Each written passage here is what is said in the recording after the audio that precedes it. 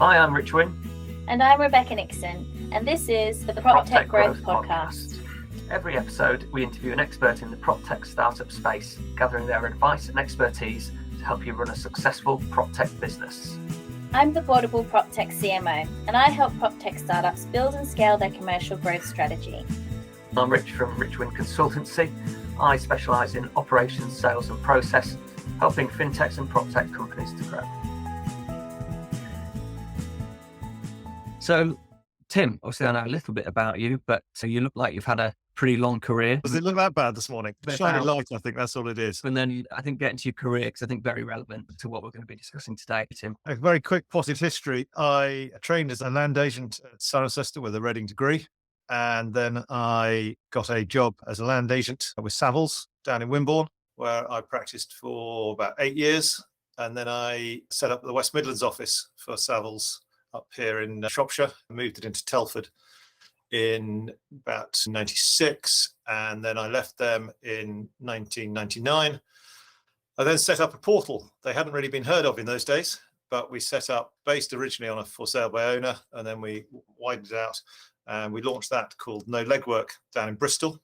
Unfortunately, we were a bit too early. We had to employ somebody to drive around all the estate agents in those days and collect floppy disks with their data on it, because the internet wasn't quite established enough. Takes us back a bit. The next generation, and probably you guys wouldn't actually understand that at all, but floppy disks were how we used to transfer data. And then I started selling houses up here in Shropshire, originally with Lane Fox. And then when Lane Fox moved out, we established the Balfours brand. And so I sold houses up here in Shropshire for 17 years. And then when I stopped that, things had changed. And I really wondered whether I wanted to stay in the same industry or whether I wanted to do something different, because some of the fun had come out of it. Be blunt about it. The days when one agreed a sale, I used to chuck the file in the corner of the office on the floor next to my desk. And within 28 days, you expected to have a letter from the typing pool of the solicitors saying, please, could you send us your invoice because we've exchanged contracts. And in fact, we used to have an office rule that if it hadn't exchanged in 28 days, it went back on the market, come hell or high water. Imagine that today. And so being a bit uncertain about it, I had a cost a copy moment with a conveyancing solicitor. I said, how could we make it better? I've been getting solicitors appointed, which I'm told helps, and property information forms done. But to be honest, they'd often sat on my file or the solicitor's file. We hadn't been doing a lot with them. And I said, how can I help my clients with this information? And I almost wanted a box in the corner, a star in the corner of the advert saying partially prepared or started preparation, to tell the buyers that we'd done some homework and we were serious about selling. Anyway, this conversation, one led to another. That was with Steve Foden, who's a director of mine now in PIP Limited. And then the next person that he introduced me to was David Sanderman, who runs Essential Information Group, known as EIG. And they host about 2/3 of the online property auctions or residential property auctions in the country. So they service a lot of the agent sites. And he is obviously hosting title packs day in, day out, and displaying them prior to the auction.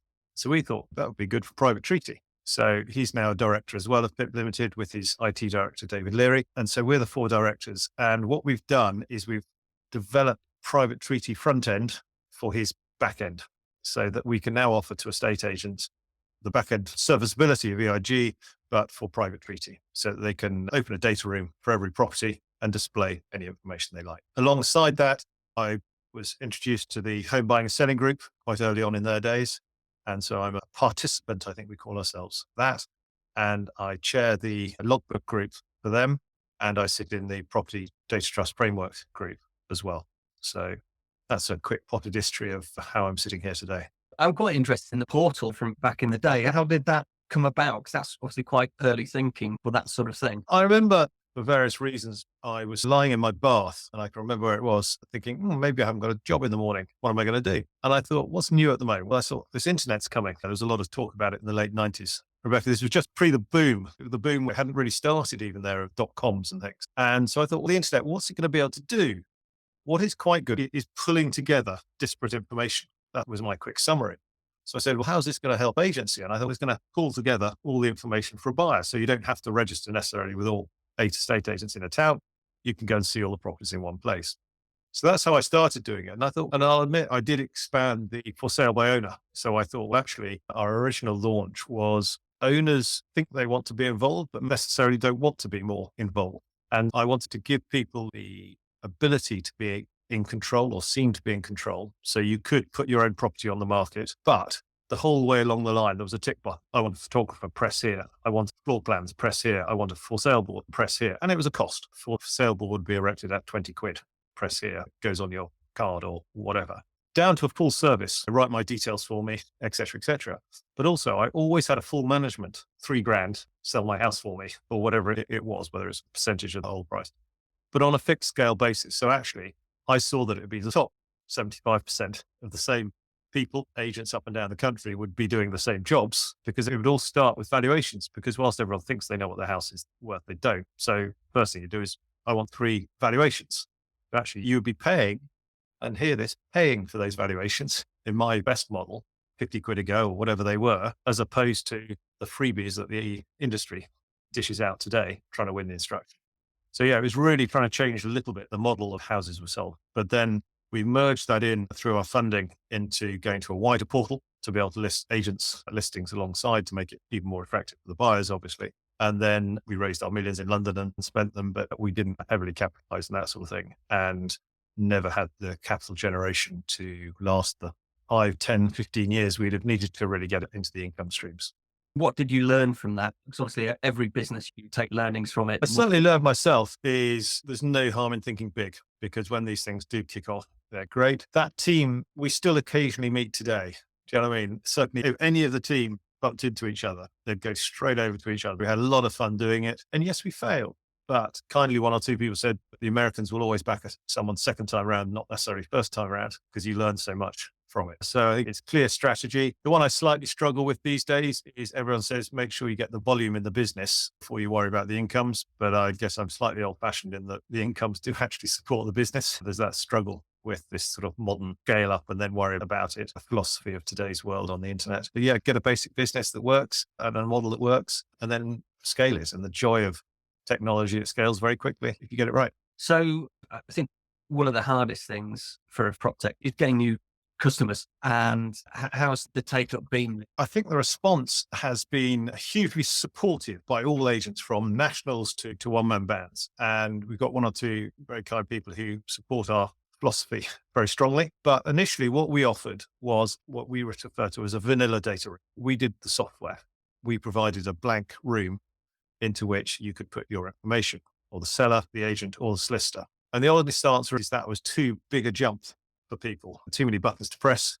And the whole concept of how it works with the agent was too big. And so the take up wasn't as we'd hoped. So we've actually gone back to the drawing board now and said, okay, everyone likes the theory and they know it's coming, and these upfront packs and whatever, it's all going to happen, but we don't have to do it today. Let's do it tomorrow. And we've had a very strong market for agents. They've obviously just been chasing instructions full stop. In fact, I had someone the other day say, I've been so busy because I'm getting so many more instructions. So I mentioned these pitches, but I haven't had time to get around to opening them yet. You can't win sometimes. But now what we're offering is we're saying to agents that we will offer the seller to fund the searches ourselves at the outset. So we'll contact the seller by email and just say, we do offer these searches if you like it now, as long as you're happy to pay on success, or instruct your estate agent to collect from the buyer on success, we will order your searches now. So if they run out of time, expire, or the property is withdrawn, that's our hard luck. But on success, we ask for payment. That's proving much more popular. So on the back of that, we're now looking at data reports and also title reports, so that we can put a certain amount of information in there. And we do send them, the sellers, links to property information forms and that sort of thing. So the seller, when they appoint an agent, it all goes quiet. You know, they've had 3 or 4 agents contacting them, chasing their business. They appoint somebody, and it goes quiet. Now, not for very long, hopefully, because people get the properties on the market pretty quickly. But sellers often want to be doing something in that period. And if they can start doing their legal forms, which they're going to have to do at some stage, best to get on with it, really. So there is a link that the agent can put on their confirmation of viewings or whatever. I might just add in here that live by the sword, die by the sword. I did sell a house a couple of years ago, and I'd been a little bit carefree in the fact that I'd committed myself. I'd exchanged contracts on my purchase, and not to be recommended. And I had 3 months to launch, market, and exchange and complete my property. And I said to my wife, it might be slightly hairy, but we'd give it a go. And I'm pleased to say I got everything in my pitbull ready, property information forms, searches. I didn't get a survey done. And when I agreed a sale with the buyer, I knew that they had seen all the information on the pit vault, because it does tell the agent who's looking at it and what they've downloaded and things. And we agreed a 2-week exchange. They took a week's holiday in the States. They appointed a solicitor that they hadn't got appointed beforehand. She did manage to have 3 days off the following week, and we missed the exchange. We didn't achieve it in 2 weeks, but we did do it in 2 weeks and a day. So we like to think that's a good start to the whole process. Yeah, definitely. And obviously there's 4 of you with a lot of experience and business knowledge. We often ask the question, is it better to start a company with a co-founder or co-founders rather than do it yourself? In your experience for a startup? My philosophy is a little bit of something that works is always better than a big chunk of something that's small. It's funny when you speak to people who've got a business idea, if you ever asked, say, oh, can I speak to you about an idea? People think you're going to try and sell them some dodgy sign up marketing. I'm a great believer in the more people you talk to about your idea, it could get borrowed by somebody else, but it gets honed. The more people you discuss the idea with, the way it works with, the more people that know about it, but also your business model is always slightly tweaking. The idea that you start on day one and you have your business model and that's set in concrete, you've got to be flexible every day. You're looking at ways you can tweak it, change it. And if you're writing a business plan out to somebody, it's different for every person you send it to. Everyone gets rewritten. I think not being stuck in stone is important. But no, I'm a great believer in a team achieves an awful lot more than an individual. We've touched on the fact that your product is aimed at agents. Is that, given that you have buyers and sellers also using the portal, is it the agent that provide you with your income stream for the product? I think we've targeted agents because we thought we have 2 choices. One is we market to everybody who's a house owner or who might be selling their house next year, or if we can market to 16,000 estate agents, it's a much smaller marketplace to sell to. And if one agent signs up, then you've got quite a lot of people coming through regularly. So that is why we focused on the estate agent. And I think also it's something I'm soon to be writing something about. My concern at the moment is buyers or sellers go into this process without really understanding it and with no control. And I'm old fashioned enough to say, rightly, the agent is in control of the whole thing. He's the conductor of the orchestra. And therefore, I think to get our product in, accepted and used by agents has got to be right for us. Having said that, this whole conveyance process and is it broken or not? How are we going to improve it? And there are a lot of very clever minds writing regularly in the daily updates and that sort of thing about this process. And I guess the way mine's starting to go is agents blame solicitors, blame estate agents. It's quite a simple thing. And neither quite understand each other's business or not enough people do. But actually, I had a comment the other day that's saying, could a consumer ask their solicitor to use such and such a system? So say that someone was using a pitfall, could they ask their solicitor to use it? So of course they can. They're the client. They're paying this person money to do a job for them. So there's 2 problems in just that state. They're just paying them a bit of money. In other words, the fees have got pushed down and down. And I guess I represent agents more, but solicitors' fees have got down and down and down and down. And therefore, I think there's a percentage of the marketplace that would much prefer to pay a little bit more and get a proper service. And that's what they expect. Yes, there's a top 5 or 10% who are used to instructing lawyers to do jobs for them and that sort of thing. And they will instruct a solicitor. That's what it used to be called. Whereas nowadays, it seems to be people ask a solicitor that if they've possibly got time, could they possibly help them out on this job when it suits them, sort of thing. And I think that balance is wrong. And that's maybe where the whole conveyance process is grinding down, because maybe they're not paid enough to do the job they're doing, but it's not an instruction. No one's instructing them to act on their behalf. They're asking if they could possibly do a job for them when it fits in. And that's the balance we've got to get right. I think we've got to get the power back in the consumer.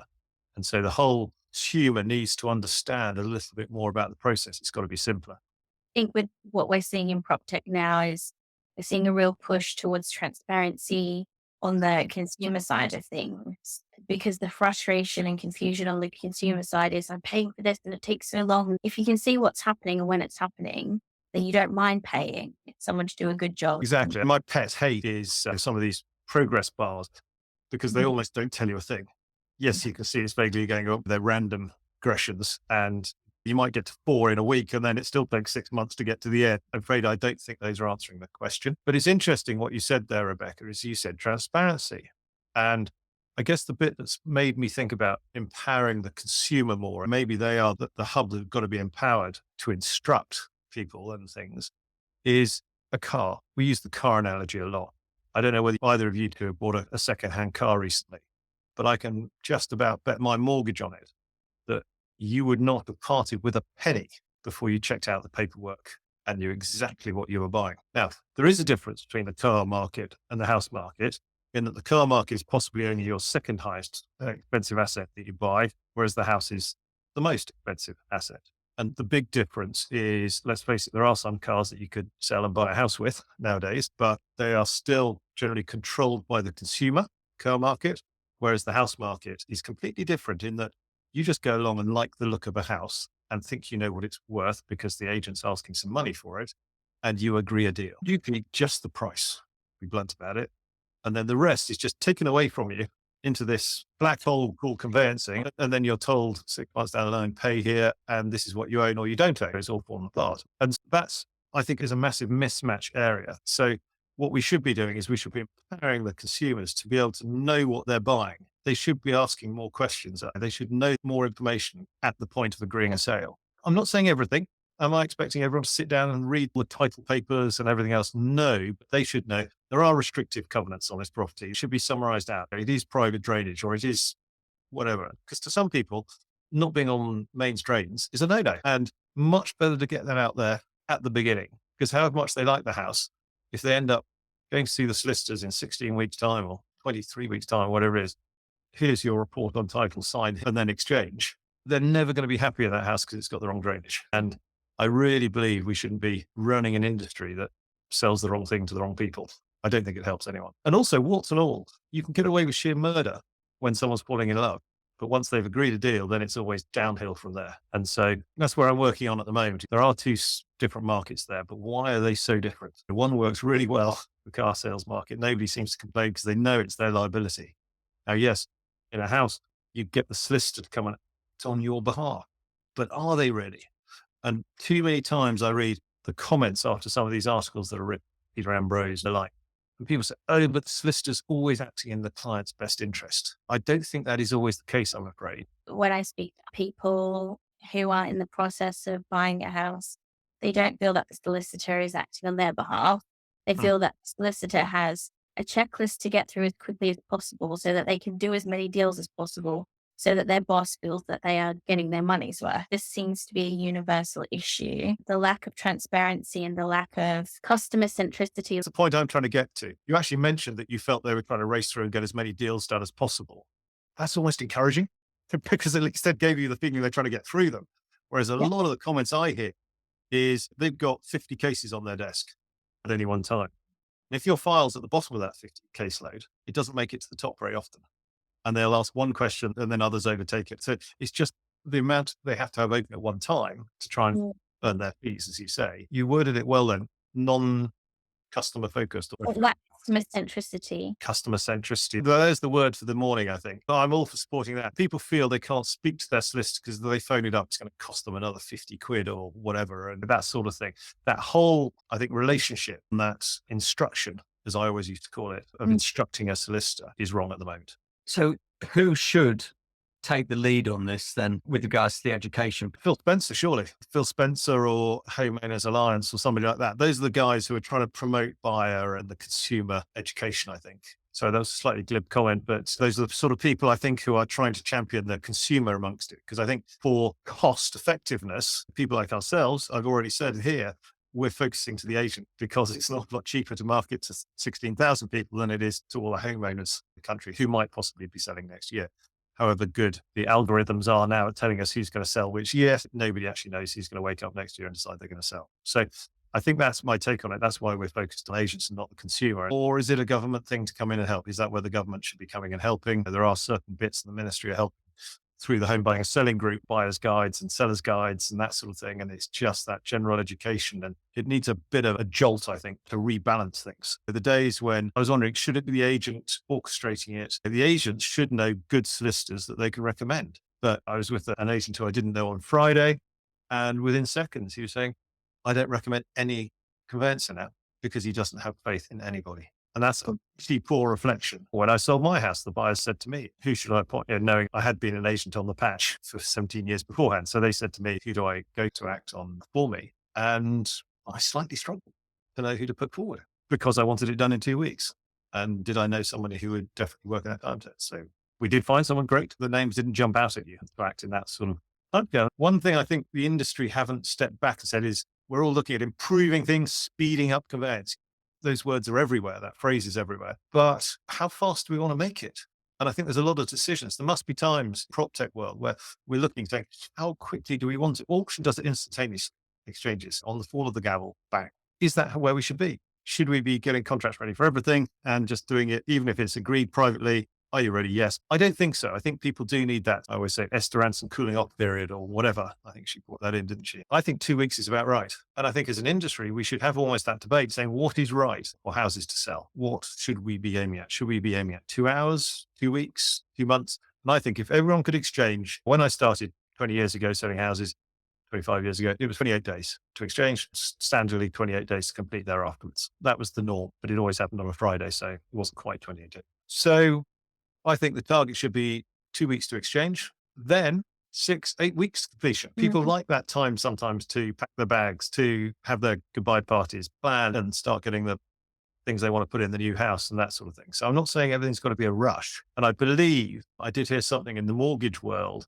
that when they were looking to digitize the mortgage world, they were given the challenge that a buyer should be able to get a mortgage instantaneously if they wanted to almost, but certainly within that 2-week period. They could be quicker, but the 2-week period is the ideal. I think that's really interesting because I like this shift away from going, it should be faster, it should be easier, it should be more streamlined. 2 weeks, it should be completed in 2 weeks. Let's work back from there and see what needs to happen in order for us to meet that target as an industry. So I think that's a very interesting point that you've made there. I would really like to see people have a vision, whether it's 2 weeks or whatever the time frame is, to have a vision of how it should work. And we all come together and work together to try and make that happen. But I'm also interested, are you using that as your value proposition to agents? Because given that we're trying to make things more customer centric, there's a level of motivation for them to make things more customer centric because their customers will be happier. And therefore, that's a strong selling point for them to get on board with the product.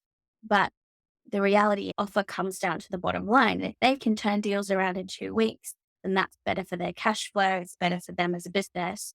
And I'm wondering if you're using those sorts of vision statements as selling points, or if you have a different strategy for selling to agents. The difficulty is see the stats coming through quickly enough is one problem. And the other thing is people always throw the chain forward. And so part of my philosophy is work for a big section of the market. I'm afraid if it doesn't work for a couple of percent, that these things will generally be better. And therefore, I think a lot of people, when they're setting up new businesses and things, have to wait until they got it right for 100% of the marketplace, work for 50% of the marketplace to start with. Certainly in the housing industry, that's huge. And don't get lost in servicing the last percent if necessary. Really important just to note here for our listeners, because one of the issues I find with a lot of the PropTech startups I work with and speak to is they go for funding and they have their investor pitch, which obviously is going to include a TAM, total addressable market. And they go, for example, Tim, you might go, this product is feasibly for every agent in the UK. But as you say, it's not immediately going to be feasible for every agent in the UK. And it may only ever be feasible for 85% of agents in the UK. But for the ones that it is definitely applicable to now as the product stands, or in 6 months when we've developed this feature and that feature, we have what I would call a market sizing exercise where you find out who are the people who are actually the ones that are your true market that you are addressing today. And how is that going to be profitable for you as a business so that you can grow and expand your vision to include larger categories within that? Absolutely. And we've broken the market down. And whilst a number of nationals looking at us and watching us, or big corporate brand names, those who can turn it on quicker are the independents. And the one-man bands in estate agency probably aren't really the leaders. And so you might get 1 or 2, but all we're finding is the regionals. It's those with 3 to 6 or 10 offices that are pushing forward, have got to make their mark. And one guy can give that a go. And I'm going to put that into my teams. Every big market breaks down into smaller and smaller sections. And you've got to find out that works for you. And I think that's exactly it. It is what works for you. I think we saw the stat, each agent or agency has about 13 to 14 bits of PropTech that they use, which is relevant to their job with regards to adoption. Obviously, taking another one on they really have to see the benefit of it. I think with regards to disruption with the market, I don't think in PropTech that's the thing anymore. I think the way to get things done is through integration. And then that also narrows down the having to log into 13, 14 different systems every day. But I think 100% that's the way forward. We've taken that view, built our API very early on. And actually, when we've been developing our tip vault, we've been very focused in not doing periphery. People say, no, have you got an email communication system or whatever? No, others do that. We just haven't gone off our brief of do our little bit. We provide data rooms. Yes, they all communicate. They send you an email when there's a new document and all the sort of things you want PropTech to do. But we're not doing the side bits. We're not doing a diary because others do that and do it better. So the first thing we did is we built the API. So we see our progress through that is we've got to get enough agents using it that it's working. And then you talk to the CRMs and they just say, where is our customer demand? They're totally driven by customer demand. So it is a bit of a catch-22 that you've got to have enough people using it before it can go via an API. But that's where we have just brought out, literally in the last few days, our Repeat app.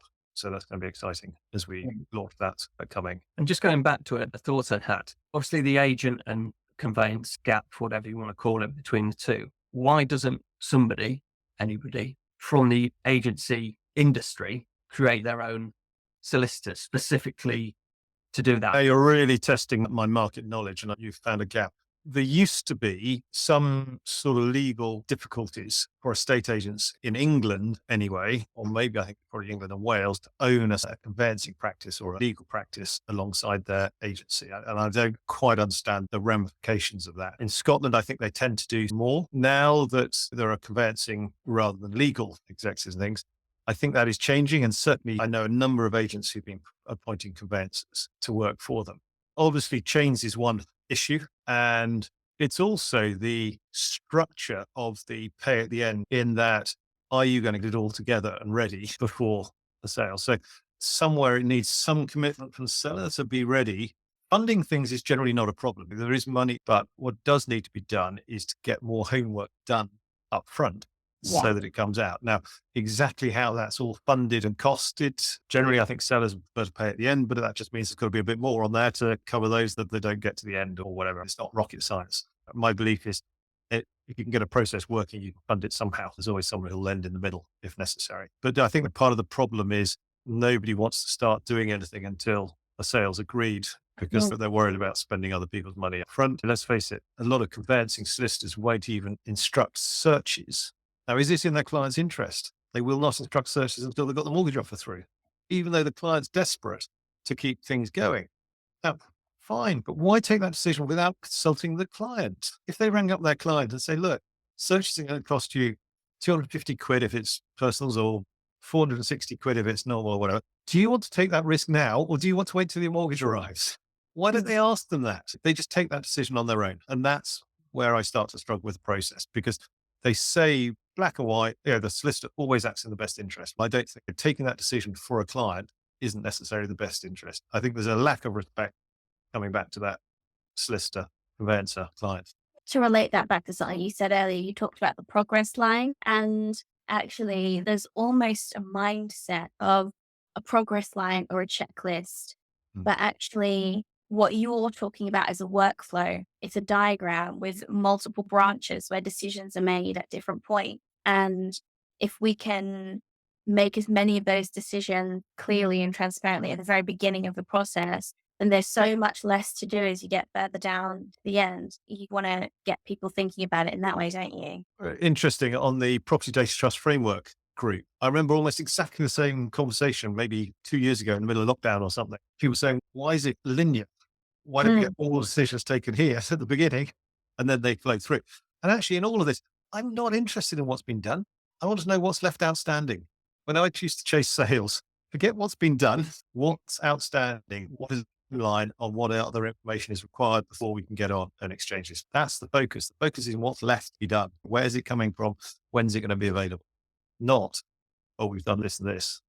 So I think that's another mindset change in what's outstanding rather than what's been done. Maybe that's my hate of these timelines then, because that only tells you what's been done. It doesn't tell you what's outstanding. And I'm afraid we used to rent out a room upstairs to a solicitor's and I could hear the reception. And how many times is it reported that we're awaiting searches? Have they actually asked for the searches yet? There's a lot of blame in the whole process.